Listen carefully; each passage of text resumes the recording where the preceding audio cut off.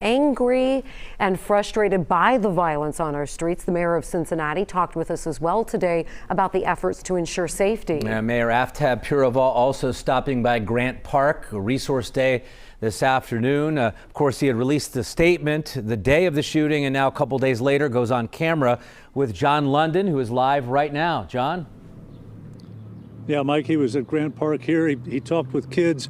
Met a woman whose nephew was shot and killed in the vicinity of this park about 3 years ago, telling us today that this isn't going to get solved by government and police alone, that juveniles are even more difficult to get to than adults through social service programs. Cincinnati's mayor. Our kids are getting shot in our streets. Is livid about what happened the other day. So much so he has no stomach for what the motivation might be. As soon as you start pulling a trigger and as soon as you start hitting kids, I really don't care why you're doing it. What he says he cares about now is fixing the youth violence problem in this city. Sorry about the violence, he told folks here in Grant Park at the tail end of Resource Day. He thanked everyone for being here, telling us help is needed from young people themselves, from their parents, their neighbors, every segment of the community.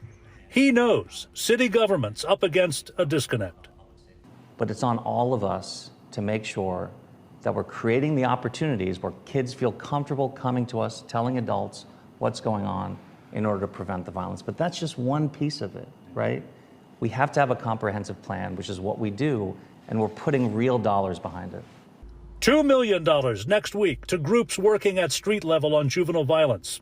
The mayor does not want the children out here this afternoon to be afraid or to be in jeopardy when a car passes by and someone sticks his hand out the window, spraying the street with bullets. It's very hard. There's not one way to get to a child who is so desperate, so angry, so confused that they turn to a gun rather than to a job or to a book.